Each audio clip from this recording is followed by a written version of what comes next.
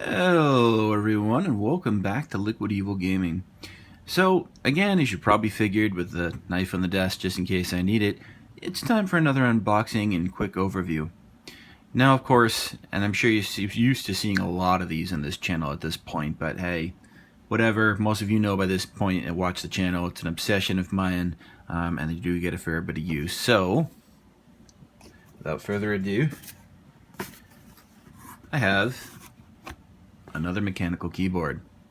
Now this one is the Ganss G.S 87 10 keyless keyboard. This particular brand and board probably is not well known to many, if any of you. It's known fairly well in mainland China. Over there, it's a fairly well-known brand.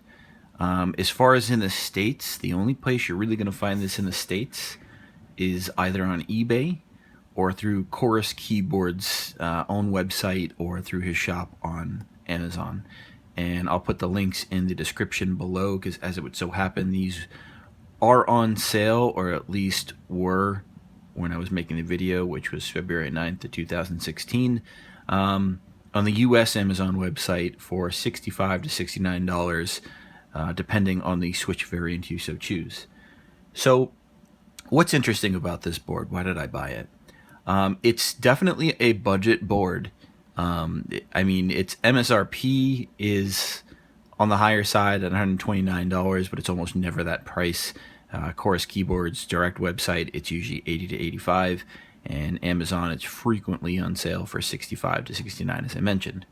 However, one thing that's kind of unique about this particular budget board compared to most is it actually uses genuine Cherry MX switches. It doesn't use Kale or Greetech or Gatoron or any of the other comers to the market as of late. It uses actual genuine Cherry MX. And I bought this with the intention of I wanted one Cherry MX Red, and that's what this is, board in my arsenal, just for the occasions I feel like using it. For very fast-paced first-person shooters, I tend to prefer the linear action for games like that, but I don't play a whole lot of shooters, so I'll probably only connect it when I feel like using it, add some O-rings to it since I bought them out on red so friggin' easy. But anyways, let's go ahead and open this up, shall we? Ooh, nice, easy to open box. I like that. Haven't had to grab the knife so far. Bonus points. Just easy lift tab, very minimalistic box. All the writing, as you can see, is all in Chinese. Pretty much the only word in English is actually cherry, and that's about it. Alright, so as we open this up, we get a little piece of paper with the, I believe, the warranty registration card, but seeing as how it's all in Chinese and I don't think the warranty is honored in the United States, we're going to go ahead and put that to the side as it doesn't really matter for our purposes. And we've got the keyboard in here, if I can actually get it out. Wow, that's really in there, but I guess that's good.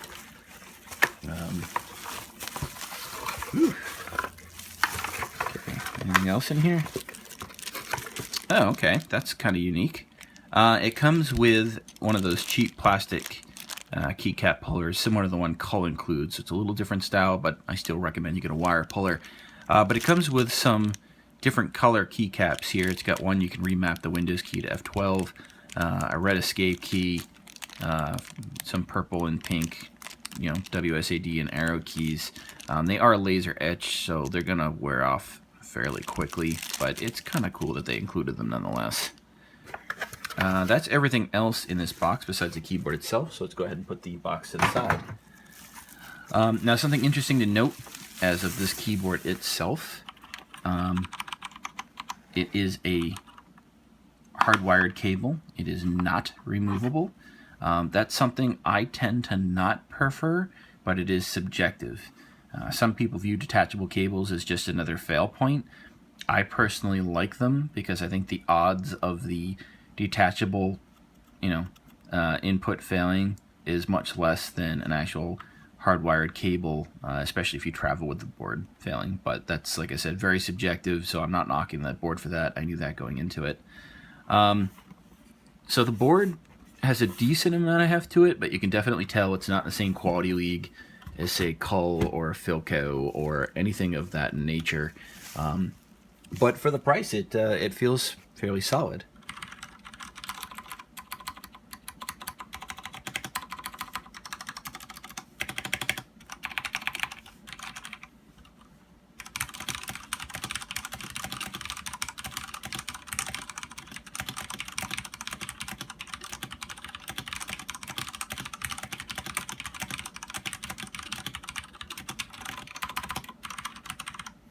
That kind of gives you an idea how it sounds. These are very, very, very, very cheap ABS caps that it comes with.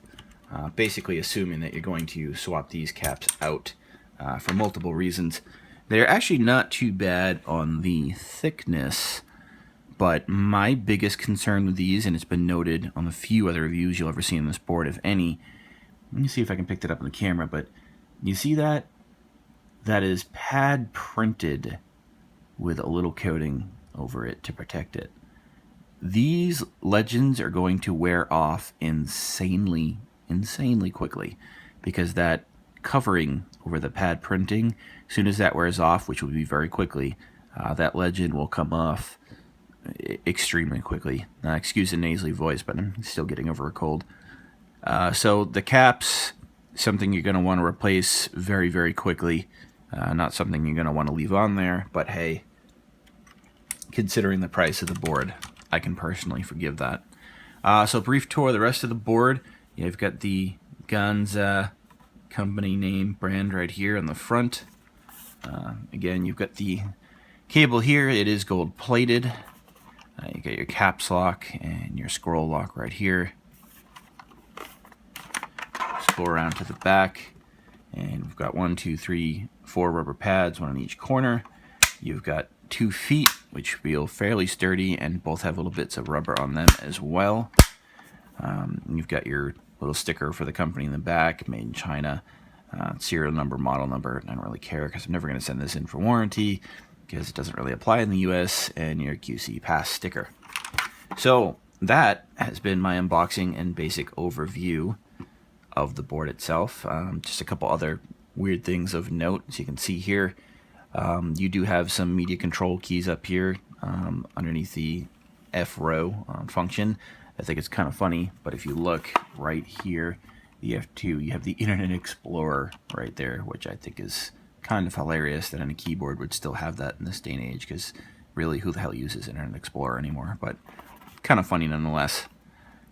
But that is your basic overview and look at the keyboard. For those curious, although I'll go over more in depth when I do the review of the board, it does have Co-Star style stabilizers, aka the wire stabilizers, which I am, as I'm sure you all know by now, not a big fan of. But again, that is subjective, so I'll never dock a point to boards having those instead of cherry, because some people don't like cherry because they say they're mushy. So, again, very subjective thing. But we'll get into a review of this board down the line. As my rule of thumb is I use a board for at least a solid week as my daily driver before I'll do a review of it, and this one is no exception. With that in mind, keep a lookout for the Tesoro Tizona review coming out more than likely today, if not a little bit later in the week, as I've been using that for about a week and a half now. So as always, thanks for watching. Be sure to like, comment, rate, and subscribe. Are there any particular questions you have about the board or things you'd like me to cover in the review? Because I know it's very difficult to find information about this keyboard.